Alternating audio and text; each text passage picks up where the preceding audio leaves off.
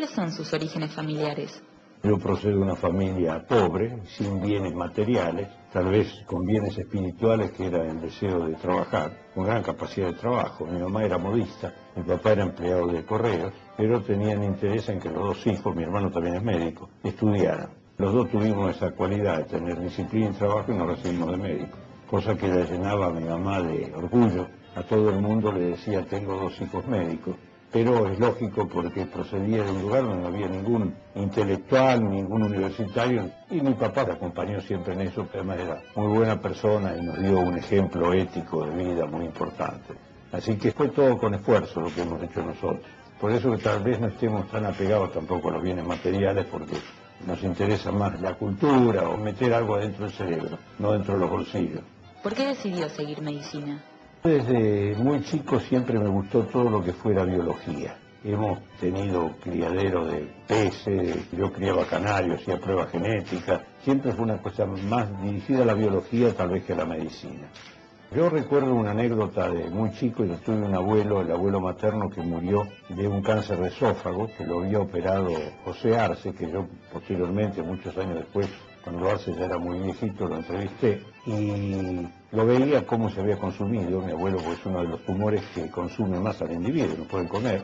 Y a él se le había hecho una gastrostomía, que es hacerle un orificio dentro del abdomen para darle la comida directamente, porque no podía pasar a través del esófago. Y yo, que tenía muy pocos años, 4 años, espiaba a veces por la puerta cuando lo alimentaban y veía un cuadro que no era lindo para un chico. Y después yo iba al hospital con mi abuela y había un enfermero que decía: vos vas a ser médico. Yo tengo ese recuerdo de la niñez, pero no sé si puede haber sido eso. Siempre hay una duda con respecto a las vocaciones. Escribió un trabajo muy bueno Florentino Sanguinetti. Él es pintor, yo soy también pintor, pero tal vez aficionado. Él pinta con mucha práctica y con mucha maestría.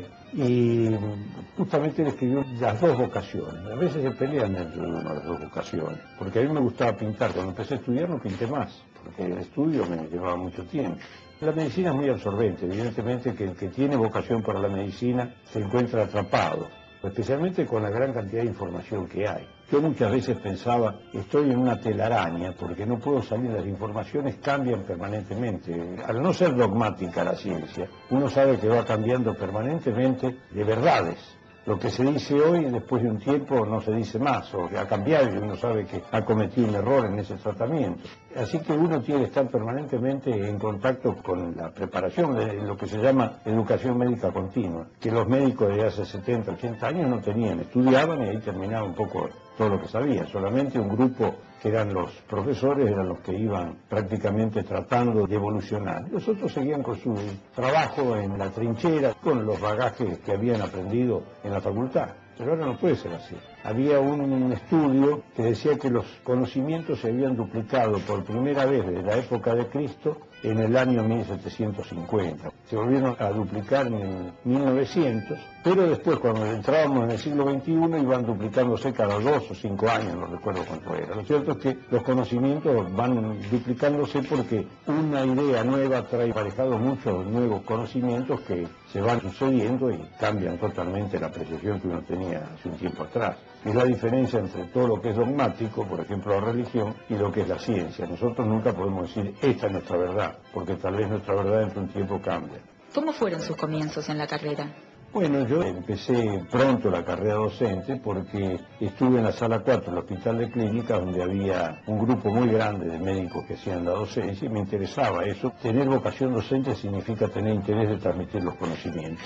Ha sido siempre un hecho, yo creo que a cierto modo, por parte de los médicos, un gran desprendimiento, un gran amor por el otro para enseñarle al otro, porque yo podría tener mis conocimientos y no pasarlos a nadie. Pero el médico siempre conoce algo e inmediatamente lo transmite. Quiere decir que tiene un gran sentido de la caridad, de pasar el conocimiento al otro. Yo hice semiología ahí con Pedro Cosio, que fue realmente un maestro, porque me llamaba la atención la forma de entrevistar a los enfermos, la prestancia que tenía como médico. Entonces uno tiene paradigmas dentro del estudio. Después, al tiempo, terminé con Rodolfo Pasqualini, que también era otro gran maestro, endocrinólogo acá en la Argentina. Y cuando volví ya médico a la sala 4, que estaba de director el doctor Osvaldo Fustinoni, que fue mi amigo, escribimos libros juntos, En general siempre estuve con gente de mucha importancia y tal es así que cuando escribimos un libro sobre la historia de la facultad con el profesor Fustinoni, mi hermano, yo entrevisté a José Arce, que en esa época no me pareció una cosa extraordinaria, pero viendo que José Arce fue el que hizo la Facultad de Medicina, tuve la oportunidad de entrevistarlo, ahora mismo me siento cierto orgullo. El mismo orgullo que siento porque yo actualicé parte del libro de semiología de Cosio.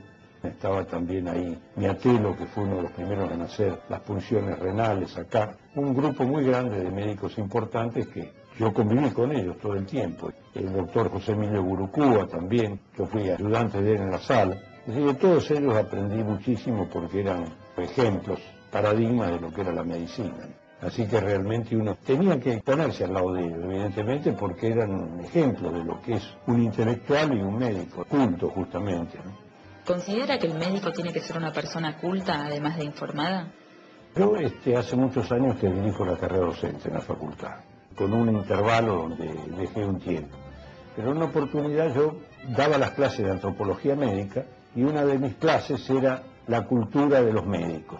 Entonces yo dije eso y un médico levanta la mano y dice, mire, yo soy traumatólogo, a mí no me interesa tener cultura, me interesa saber bien la técnica médica. Bueno, una pregunta que lo desvalorizaba a él y me desacomodaba a mí, porque yo tenía que darle una contestación. No sé lo que contesté en esa época, pero en realidad en Harvard comprobaron hace muchos años que los que se dedican a las matemáticas, si tienen conocimientos biológicos, son mejores matemáticos y viceversa, porque todo lo que uno mete dentro de sus conocimientos sirve. No se puede pensar que la medicina está liberada de lo que puede ser las matemáticas, porque está el método estadístico, que es puramente matemático, y además que nosotros tenemos que relacionarlo con distintas personas, y tenemos que tener un poco de conocimientos diversos. La cultura sirve para todo. Yo creo que desestimar la cultura para cualquier profesión es una ridiculez. Yo creo que es necesario que el médico sea culto. Va a ser mejor médico. En los últimos años, ¿qué cambios notó en la medicina y en la relación médico-paciente? Yo tengo más de medio siglo de médico y he visto una medicina que era prácticamente de observación, con pocos elementos. Yo cuando comencé a estudiar el colesterol era uno solo y las cifras de colesterol normales eran 250 miligramos. Y eso fue cambiando, aparecieron nuevos valores de colesterol, se subdividió el colesterol en los valores que tenía. La normalidad bajó enormemente y sigue bajando. A veces yo creo que eso hay a lo mejor algún uso industrial al respecto. Pero bueno, no hablemos de suspicacia. Ha cambiado todo lo que nosotros estudiábamos. Yo, por ejemplo, enseñaba vesículas y decía, las mujeres son las que tienen más cálculos vesiculares porque tienen embarazos y los embarazos propenden a los cálculos.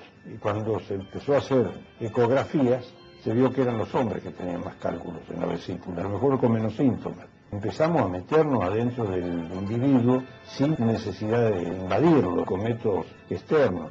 Así que ha ido cambiando, incluso entrar dentro del cerebro con la resonancia magnética, con la tomografía.